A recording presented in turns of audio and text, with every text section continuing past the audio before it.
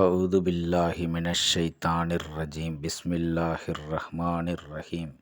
அண்ணல் நபி ஸல்லல்லாஹு அலைஹி வஸல்லம் அவர்கள் நவின்றதாக ஹஜ்ரத் அபூ ஹுரைரா ரலியல்லாஹு அன்ஹு அவர்கள் அறிவிக்கிறார்கள். ஒரு மனிதர் பள்ளியில் ஜமாத்துடன் சேர்ந்து தொழுவது அவர் தம் கடையிலோ தம் வீட்டிலோ தனியாக தொழுவதை விட 20 சில்லறை மடங்கு அந்தஸ்தால் உயர்வானது அதுவாகிறது. அவர்களில் ஒருவர் ஒழு செய்கிறார். அந்த ஒழுவை அழகாகச் செய்கிறார். பின்னர் மஸ்ஜிதுக்கு வருகிறார். தொழுகையை தவிர வேறெதனையும் அவர் நாடவில்லை. தொழுகையை தவிர வேறெதுவும் அவரை வீட்டை விட்டு வெளிப்படுத்தவில்லை. அவ்வாறானால் அவர் மஸ்ஜிதில் நுழையும் வரை அவர் எடுத்து வைக்கும் ஒவ்வொரு எட்டுக்கும் ஒரு அந்தஸ்து உயர்த்தப்படும். அவரின் ஒரு பாவம் அழிக்கப்படும். அவர் மஸ்ஜிதில் நுழைவாரானால் தொழுகை அவரை தடுத்து வைத்திருக்கும் காலமெல்லாம், தொழுகைக்காக அவர் மஸ்ஜிதில் காத்திருக்கும் காலமெல்லாம் அவர் தொழுகையில் இருந்தவர் போன்றாவார்.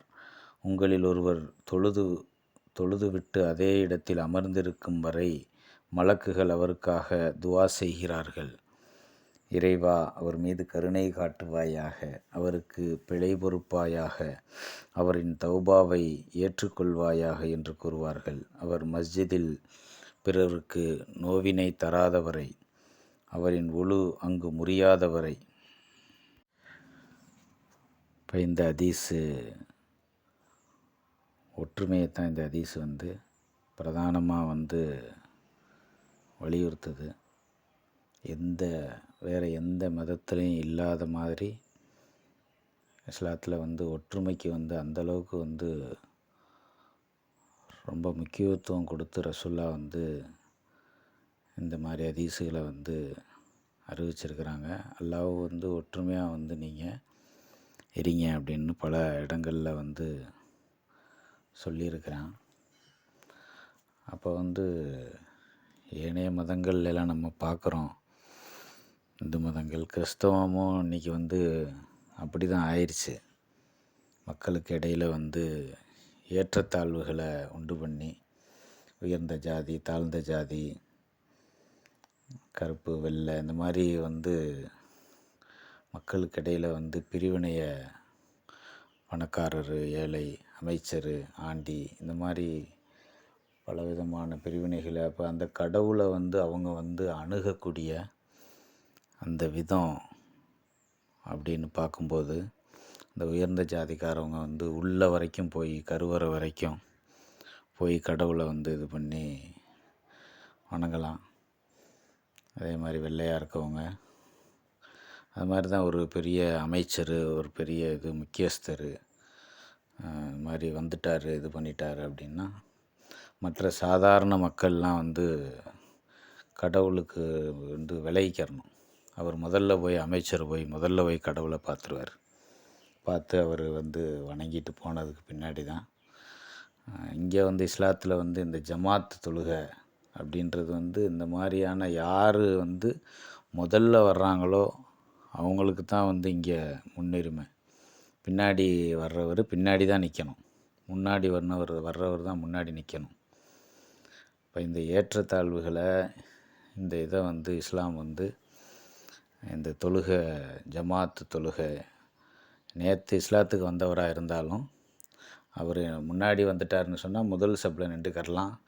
அவர் தகுதியுடைய மாதிரி அவர் ஓதி அதுக்குரிய மாதிரி அவர் அஜர்த் ஆகிட்டார்னா அவர் இமாமா நின்று இந்த உம்மத்தை வழி நடத்தலாம்.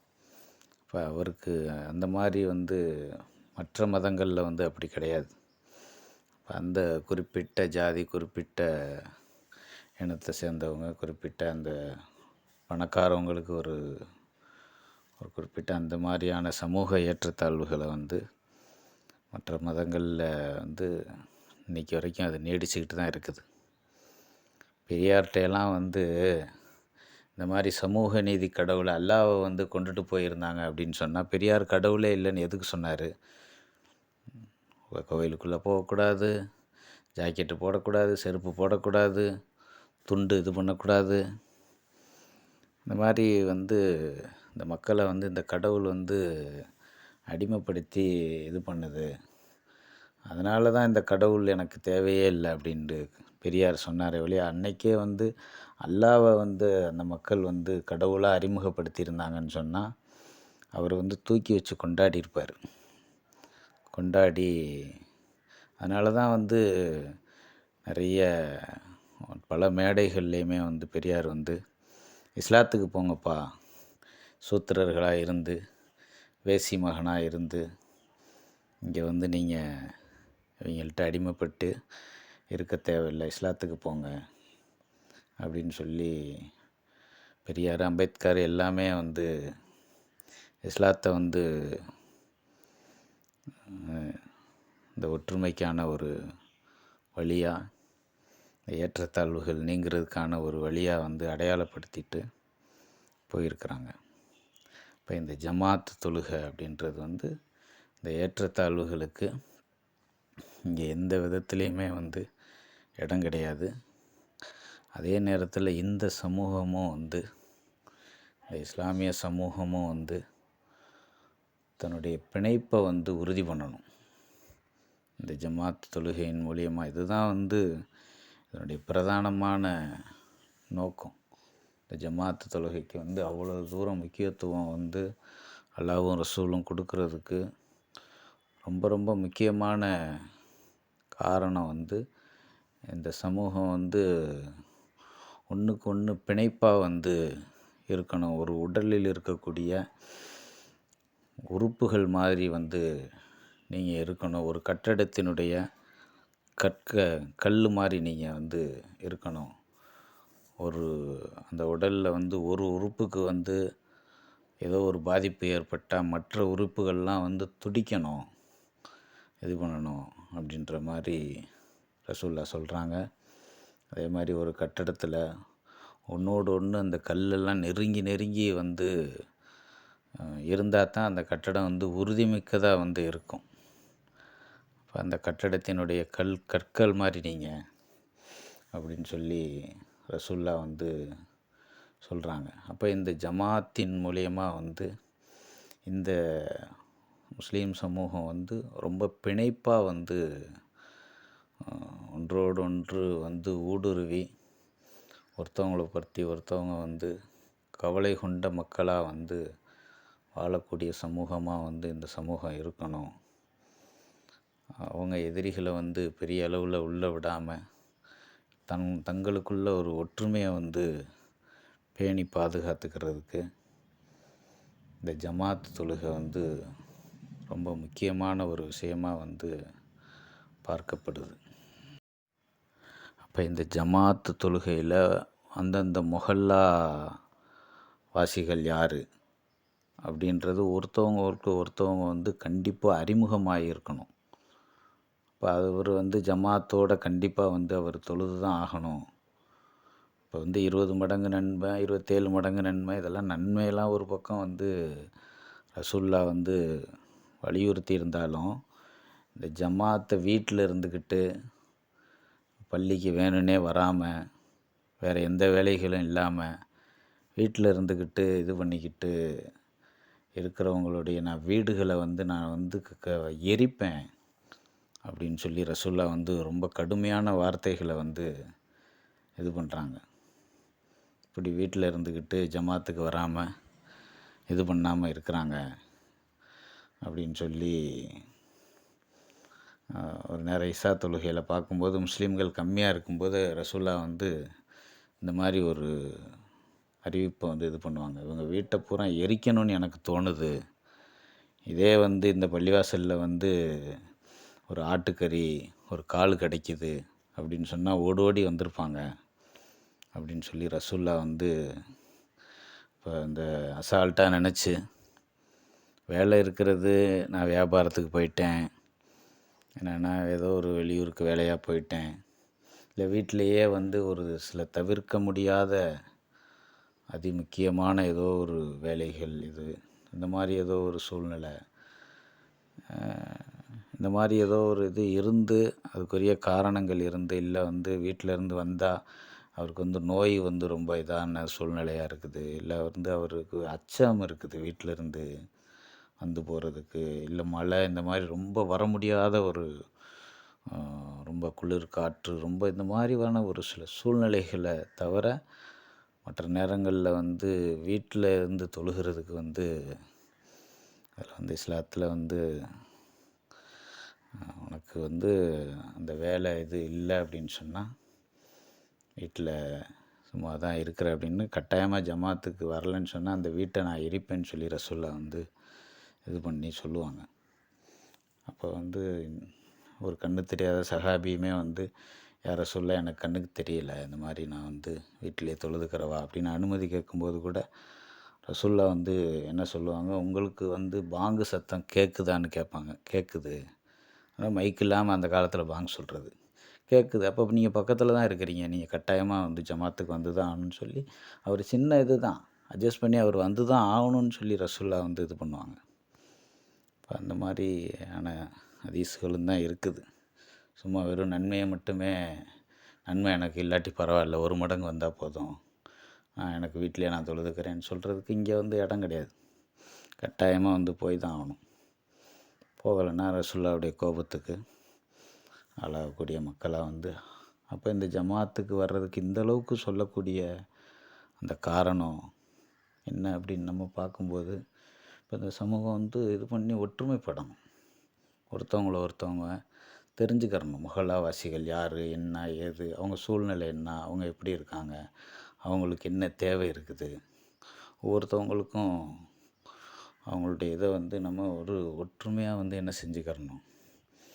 நம்ம வந்து அந்த இதை வந்து ஒரு குடும்பத்தில் வாழ்கிற மாதிரி வாழ்ந்துக்கிறணும் இந்த மொஹல்லாவாசிகள் அப்படின்றது தான் இதில் இருக்கக்கூடிய அடிப்படையான விஷயம். நான் பாட்டில் வருவேன், நான் பாட்டில் சலாம் கொடுத்துட்டு போய்கிட்டே இருப்பேன். நான் யாரை பற்றியும் எதுவுமே யார்கிட்டையும் எந்த கலந்துரையாடலுமே நான் எந்த இதுலேயுமே இது பண்ணிக்கிற மாட்டேன். காரில் வர்றது, பைக்கில் வர்றது, சர்ருன்னு போயிடுறது, இது இல்லை நோக்கம். இப்போ வரணும், கலந்துரையாடணும், உறவாடணும், உறவாக இருக்கணும், சொந்த பந்தங்களாக இதாக வந்து மொஹல்லாவில் வந்து இமாம்களும் வந்து இந்த மொஹல்லாவாசிகளோட நெருங்கி இருந்து அவங்கள வந்து இது பண்ணி அவங்கள பற்றி விசாரித்து அவங்களுக்கு வந்து மார்க்கம் காட்டக்கூடிய வழிமுறைகளை எல்லாம் வந்து அவர் வந்து வேறு யார் மூலியமாவது அவருடைய சூழ்நிலைக்கு, பொருளாதார சூழ்நிலையோ இல்லை நோய் சூழ்நிலையோ இல்லை வேறு அவருக்கு ஏதாவது பிரச்சனைகள் இருந்தாலோ அதை வந்து தான் குடும்பத்தில் ஒரு அண்ணன் தம்பிக்கு ஒரு இதுக்கு ஒரு சூழ்நிலைக்கு எப்படி ஏற்பட்டால் நம்ம எல்லோரும் சேர்ந்து அதை வந்து அவருடைய கஷ்டத்தை நீக்கிறதுக்கு முயற்சி பண்ணுவோமோ அந்த மாதிரி மொஹல்லாவாசிகள் எல்லோரும் வந்து ஒற்றுமையாக இது பண்ணி முதல்ல வந்து அறிமுகமாக வந்து பரஸ்பரமாக வந்து இதாக வந்து இருக்கணும் மொஹல்லாவாசிகள். அப்போ தான் வந்து இந்த எதிரிகள் வந்து உள்ள குழப்பம் பண்ணுறது, இது பண்ணுறது, நமக்குள்ள பிரிவினைகளை வந்து ஏற்படுத்திக்கிட்டு ஆளாளுக்கு வந்து ஒரு இதை உங்களுடைய இதில் நீங்கள் இருந்துக்குங்க.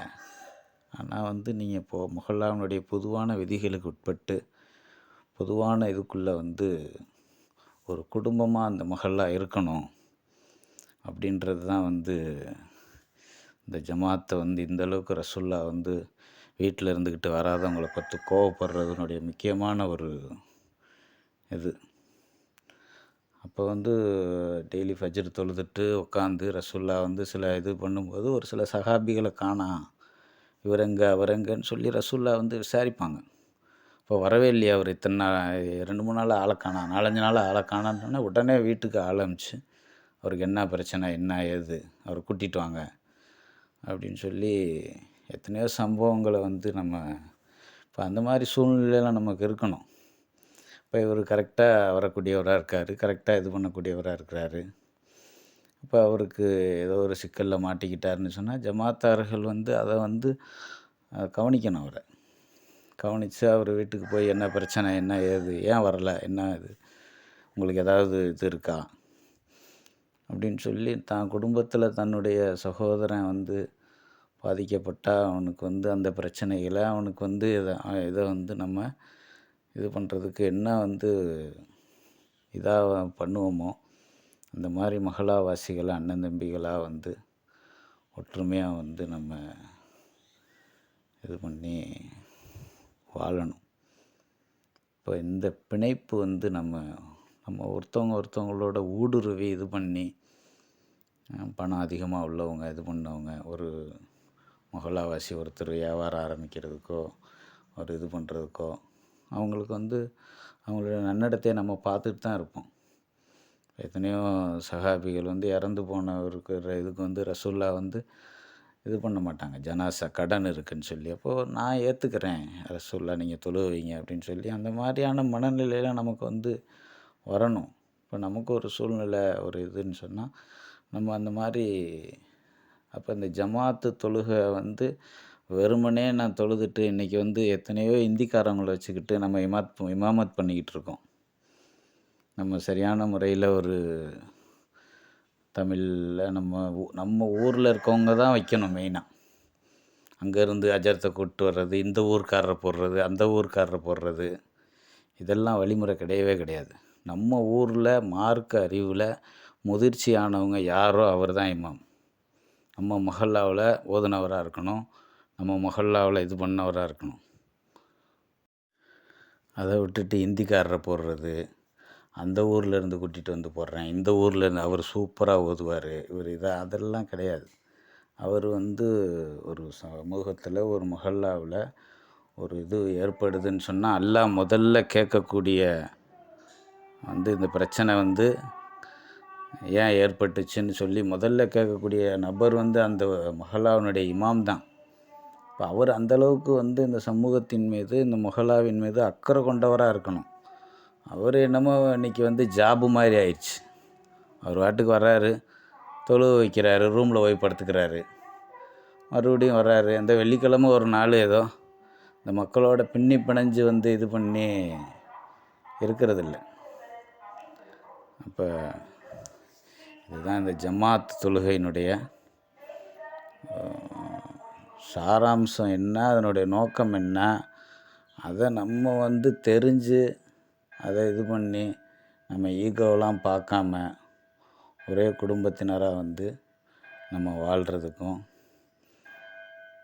இதை நடைமுறைப்படுத்துறதுக்கும் அல்லாட்ட ஒற்றுமையான சமூகமாக நம்ம போய் நிற்கக்கூடிய மக்களாக நம்மளை எல்லாம் ஆக்கி அருள் புரிவானாக. வாஹிர் தவ்ஹானா அல்ஹம்துலில்லாஹி ரப்பில் ஆலமீன். அஸ்ஸலாமு அலைக்கும் வரஹ்மத்துல்லாஹி வபரகாத்துஹு.